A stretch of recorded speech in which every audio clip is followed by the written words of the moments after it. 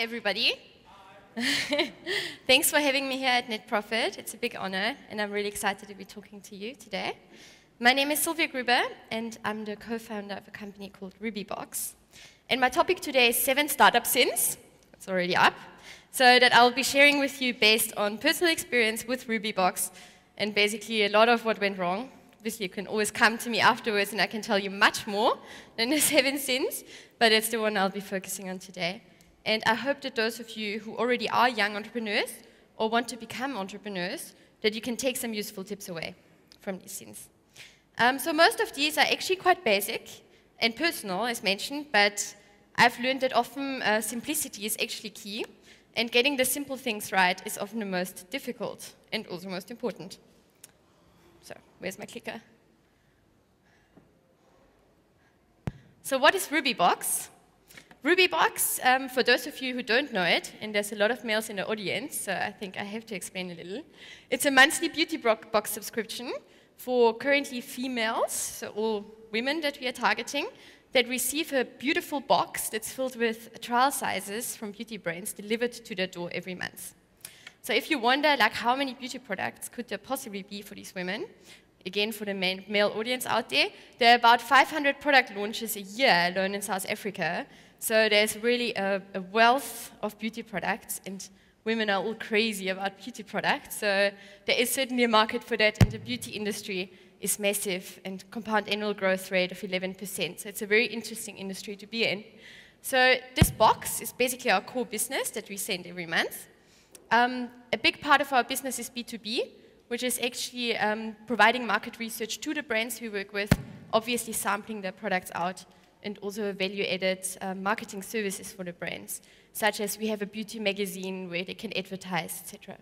And then a big part of our business that we recently launched is that actually now the women that have tried the products and discovered which products they love, that they can actually come to our online store and shop the products online with us. So that's basically the parts of our business model. So who is Rubybox? Rubybox, we are 2 co-founders. My business partner, Margot, and I launched Rubybox last year in September. So it's we're pretty fresh, very young startup. Up to now, we have actually developed it into a team of 7. We are an all-girls team, all-girls power team. It's a fabulous working environment, very much fun, all very young. We are Cape Town based, but we are sending our Rubybox all over South Africa. So anywhere and everywhere, there's a lot of regional areas we're going to. So not being from South Africa originally, I've learned a lot about all the regions and from all these different towns where they all are. And we are also operating socially responsible. So our packers, we work together with a refugee program called Adonis Musati. And we bring in basically packers every month for a week that are wonderful ladies that help us with the distribution organization, basically. So who loves Rubybox? We have thousands of subscribers, actually, and that are, luckily, most of the time delighted. And they are very, very vocal about it. So you can see it all over in social media, comments, and this is absolutely great and fascinating and amazing for us. Obviously, there is a flip side to the coin, because sometimes they are not so happy. And that leads me over to the topic where I basically want to explain to you a couple of sins we committed, crimes we committed. And what you can see here, I don't know if you can read it well, but that was a situation we had last year in November. We had a little courier debacle that happened to us. So with this topic, I basically want to explain to you how we got there and how we actually solved it also and how we addressed it.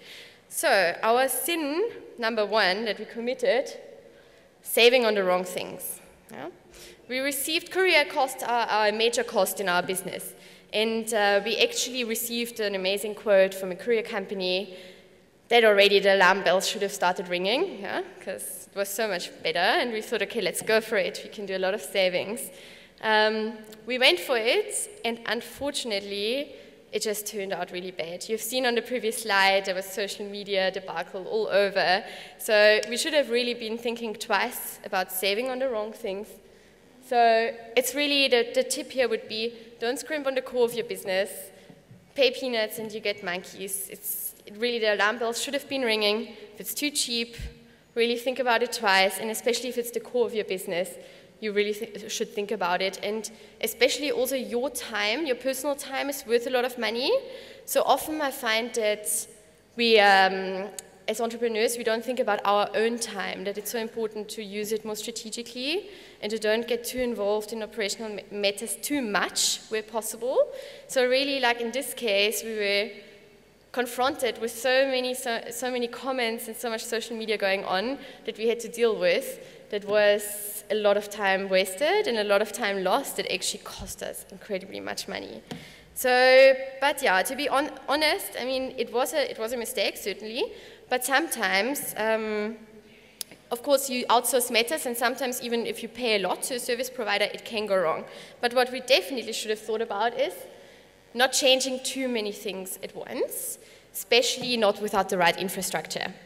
So in our case, that was in November, as I mentioned, and we were at this time 2 people, no office yet, kitchen table, no real customer service set up, no telephone line, so it was, yeah. So we couldn't really deal with it, obviously, coming up. So change, I'm a big advocate of change, and change is an ever constant, and change is absolutely great, but change certainly bears risks. So the tip here would be to change gradually, or be really prepared for everything and anything to happen so that you can deal with it and have the right infrastructure in place to deal with it. Okay, so now you know the situation. We had a bit of a courier drama going on here, and social media went a bit mad. So what we'd like to do, ideally do, hiding what's going on, hiding that not potential new customers see all that's what's being talked about, our brand partners see what's being talked about on these open platforms. It's obviously a sin. Hiding doesn't work anyways. It actually really just spending time on it to try and hide wastes your time again and your money. Consumers are really clever, so they will figure it out, what has happened and also what you're up to. And on a side note, also never underestimate your competition either. Like what I've seen, apart from the courier storyline, is that a lot of startups try and protect their business model so much and protect the idea. If it's a commercial innovation, to be honest, competition can figure it out what you're doing. So if there's not like a really big patent on it, then learn the energy you're spending on hiding things actually costs you a lot of time and money. And also what I've, from personal experience, seen is that being under the radar actually can cost you amazing opportunities and collaboration opportunities. So by us being out there and pretty open about what we do, a lot of other startups that we collaborate, or even mid-sized companies, have addressed us, and we have built amazing relationships through that, so that has really helped. Okay, but coming back to the storyline, we couldn't hide, it was all going a bit pear-shaped, so next sin, panicking. That is, I mean, it is, panicking is pretty obvious, it doesn't really help you, yeah, it's obviously a sin, but my message here is that there will always be stressful situations. So as an entrepreneur, you simply have to learn to live with it and actually come to terms with it, that there will be panicking situations, there will always be stress. So rather you go in and have the mindset that things like this can happen.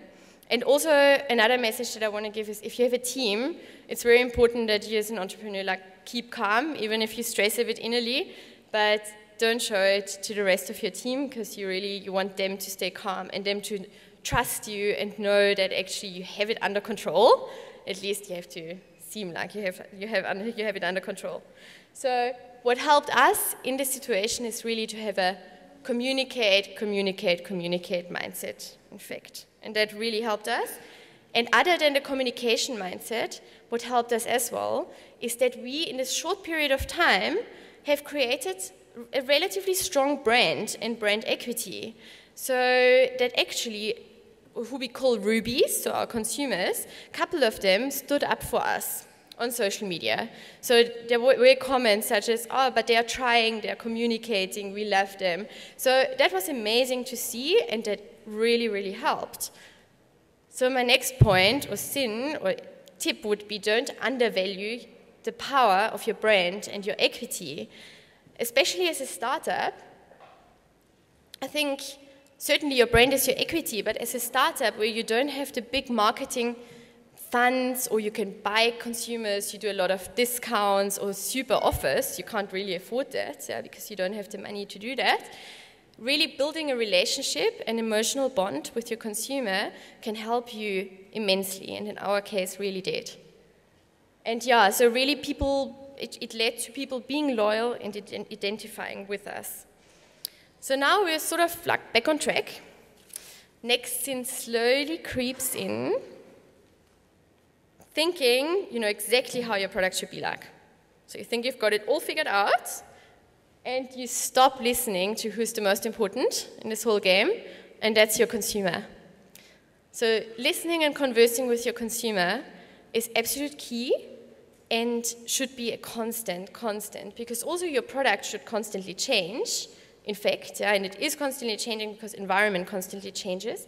So always use your consumer, ask them, listen to them. So very important for us, and what we think is the consumer is boss. It doesn't really matter what you like or would buy. It's very funny, actually, we often think something is right, we do a research, and the complete opposite comes out. So if we didn't do that, it wouldn't really work so well. So that's what we really do. We certainly listen, and I think listening is a big point because as an entrepreneur, you're so involved in your product and you love it so much and you're so passionate about it that sometimes you want to talk about it, and instead just be quiet and listen to what others have to say. You don't all have to take it in, but at least whatever you find is really relevant and makes sense, take it in and listen to it. And in our case, just a practical example, what works very well, social media polls. They nearly get as much traction and response as competitions, for example, which are big on Facebook, and everyone knows that. But our polls are massive, and consumers just want to be asked and want to be heard, so they really work. And a bit of a more elaborate tool is SurveyMonkey, and you can use it for free, and it's really brilliant, and we do this on a constant basis, actually. Okay, so now you listen to your consumer, and you're pretty much back on track. What happens next? Competition comes up on the horizon, left, right, and center. So pretty worrying, but to be honest, if there's no competition in your field, that probably means that your industry is not very interesting enough. Huh? So competition will be there. They will always be there. They will have to be dealt with. In our case, there are two direct competitors, really direct competitors. One came up 2 weeks after we launched, the other a couple of months later. And also internationally funded, so could be quite scary, but we decided to not watch competition too much. Of course, we did it in the beginning, but we quickly realized that we can't do things the same way. We are just simply differently set up as a startup. So we decided to really focus on what's our equity, what do we stand for, really being focused on the consumers and our personality as a startup. And that really worked, and I think we're playing pretty well in the whole field. So stay true to yourself. Don't go for conformity. I think if you try and copy everything that competition does, you might lose out on your direction, which probably fires back. So always focus would be my message here. And then, sorry, but I had to. It's actually the 8th one, bonus sin. Because personally, and I hate to generalize, but I think it's a sin that's quite relevant for women and for females in the audience, is that we as women, we quite like perfection. And I think that really differs us a bit from men, and not really jumping into startups, innovation. We're maybe also a bit more risk averse, but wanting to perfect things sometimes holds you back. And what I've really found is if we had waited for perfection, we probably hadn't launched Rubybox by now, because there's always things that you can do better and that I can still find and that I'd like to change. But it's more speed is of the essence in most of the cases. So Don't ever think you have reached perfection. I think that mindset you should have. There's always more to reach, more to reach. And I quite like this quote. We need to compare ourselves against water, not Pepsi from Coca-Cola. And don't wait for perfection, but go for trial and error. And get as close as possible to perfection, and then move on. Because change is a constant. I think thinking to reach perfection is not really the right mindset, and rather go for trial and error. Go for, as a practical advice, do like split campaign testing on Google AdWords, for example. There's so much you can do to just go out in the market and go rather and try and improve, and continuously improve. So Woody Allen, I found a quote here, if you're not failing every now and again, it's a sign you're not doing anything very innovative. And yeah, and with that all said, I wish you happy creating, innovating, and or reinventing, and first and foremost, have lots of fun. Thanks very much.